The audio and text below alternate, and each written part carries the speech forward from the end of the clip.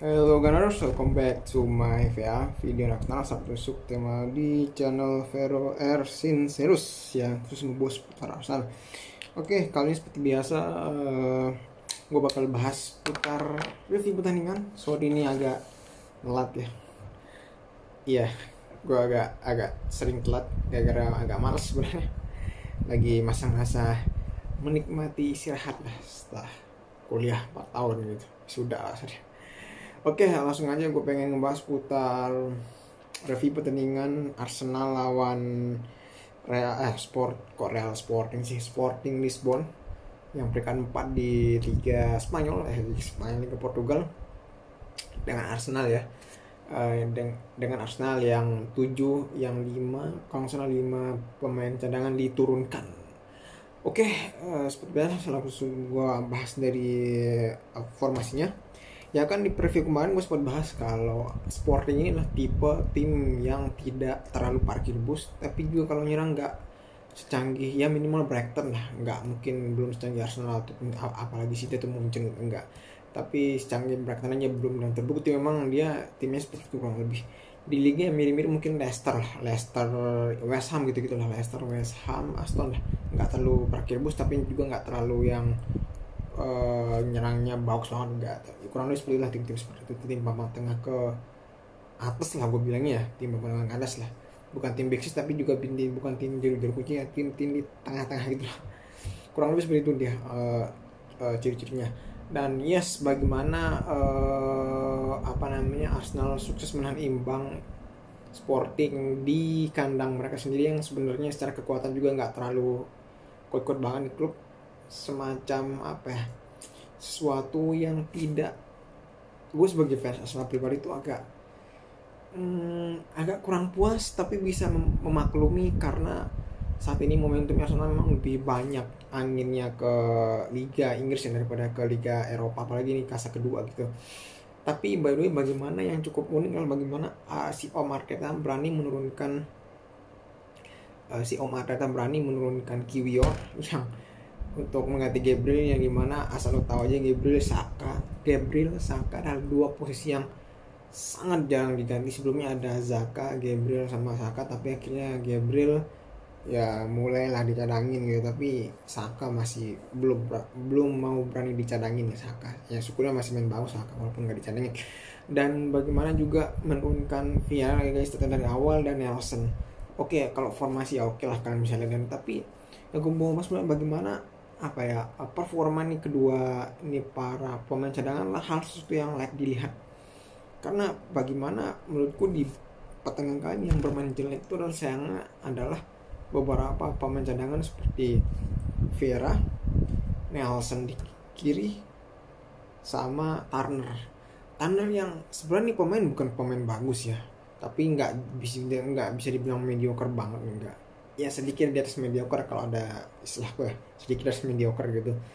Tapi kemarin benar-benar Turner yang sebelumnya tuh kalem melawan menghadapi pressingnya City di ketika FA Cup, tapi kok tiba-tiba kayak gerasa gerusu, panik atau apalah gitu. Padahal pressingnya City menurutku tuh lebih canggih daripada pressingnya Sporting, tapi entah kenapa Turner lagi jelek. Vieira juga sebenarnya di sisi kanan Arsenal tuh bener-bener Saka tuh nggak kelihatan, yang lebih kelihatan Vieira ya dengan soal itu sih mungkin ada yang nggak setuju, tapi silahkan. Menurut Vieira agak sedikit ya, ini pemain memang aku nggak bilangnya pemain cukup bagus, enggak, sedikit dari mediocre iya gitu, mediocre banget enggak, tapi sedikit dari mediocre. Dan beberapa kali dia sering salah passing, tapi dia sering bekerja keras iya gitu. Dia pemain yang paling bekerja kan di sisi kanan, tapi karena dia bukan Odegaard yang dimana ya di sisi kanan itu seringkali dia kerjasama Odegaard sama Saka, karena Ben White tuh lebih turun ke bawah gitu. Tapi karena Odegaard tuh lebih punya visinya lebih bagus pada Vieira dan Saka, ya itu bisa tetap ada walaupun tanpa backingannya back kanan si Ben White. Tapi karena tidak ada otak kreativitasnya si Odegaard, maka ya Vieira ya cuma bisa mengandalkan kombinasi aja, yang dimana kalau itu buntu kombinasinya nggak ada kreativitas ya susah juga di sisi kanan gitu. Apalagi memang lebih banyak turun ke belakang. Dan untuk di kirinya, sebenarnya di kiri itu seringkali adalah kombinasi dari Zinchenko back kirinya dengan si si Martinelli atau Trossard lah sekali. Tapi ini terlihat bahwa Zinchenko benar-benar main jelek asli. Aduh gila sih ini Zinchenko main jelek tuh gini sih dia. Zinchenko main jelek tuh seperti ini. Dan Nelson ya, terutama Nelson tuh kayak kurang, benar-benar kurang terlibat sih. Nggak tahu, mungkin karena emang dia emang jelek, atau mungkin dia emang kalau jadi starter kadang jelek juga, karena emang dia seringnya lebih bagus sebagai sub ya. Dan juga bagaimana ya dia kurang aja gitu, kurang bisa melakukan kombinasi.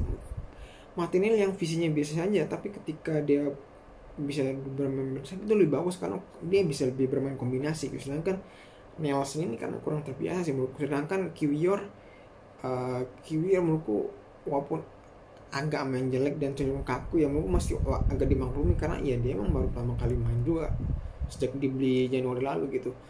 Dan yang menurutku yang cukup paling main bagus tuh cuman yang stabil bagus ya, itu cuman si Jorginho aja. Sedangkan yang berkontribusi tapi kadang juga main jelek itu adalah Zini, Vieira. Udah itu aja. Buat yang main bagus tuh si Tomiyasu sama si Jorginho, itu dua pemain yang main bagus. Yang lain tuh lebih bekerja keras tapi kadang salah passing juga, agak kayak si Martinelli, si Vieira sama si Zini sama cuman dua itu aja lah yang main bagus gitu ya, yang bekerja keras tapi agak main jelek. Sisanya ya so-so kalau nggak main jelek gitu. Dan padahal Sporting itu beberapa kali mengancam. Kalian bisa dilihatin bahwa bagaimana Arsenal itu kesulitan dalam membangun kombinasi ya. Kalau misalkan pemainnya bukan starting semua gitu, 5 cadangan aja itu masih agak kesusahan gitu. Padahal yang dimana pas lawan City kemarin pas FA tuh main bagus, tapi kali ini agak main jelek. Dan bagaimana kita bisa melihat bahwa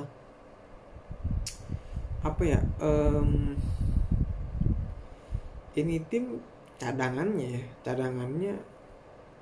itu gue bilang masih lebih bagus daripada 2 tahun lalu, tapi nggak bisa dibilang level start. Beberapa udah level starter kayak terutama beberapa di belakang sama di tengah kayak Jorginho, Tomiyasu, gitu masih cukup setara lah. Tapi di beberapa area tuh agak kurang gitu, kayak misalkan strike, sayap kanan sama di back tengah kiri, ya itu masih agak kiper mungkin ya kurang, tapi nggak bisa dibilang jelek, tapi ya kurang memuaskan lah.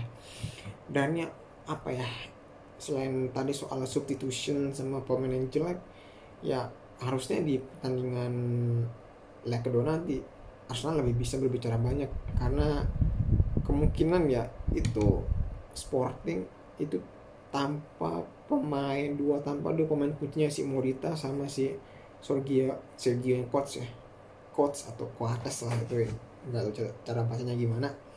Tanpa dua pemain itu Arsenal lebih bisa berbicara banyak ya. Apalagi main di Emirates, mungkin yang main sejak awal adalah starting, tapi di 30 menit pertama itu yang main ya bakal pemain cadangan gitu. Yang mengingat nextnya kan dia lawan Crystal Palace ya. Mengingat dia lawan Crystal Palace yang walaupun itu mainnya di kandang sendiri tapi tidak mudah gitu.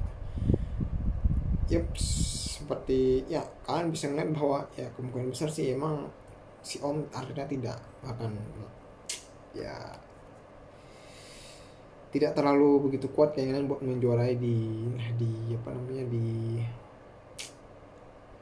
ini. Terlihat dari bagaimana kalian lihat emosinya ketika Arsenal bermain jelek tuh, dia kayak lebih kayak mencatat atau apa, dibanding pas bermu tuh ngamuk sampai apa itu bedanya dari gestur yang terlihat di beberapa detik ketika di highlight kamera di keselamatan ini. Itu bisa menunjukkan gitu bagaimana si Om kayaknya tidak terlalu khawatir kalau misalnya tidak masuk ke Liga Eropa.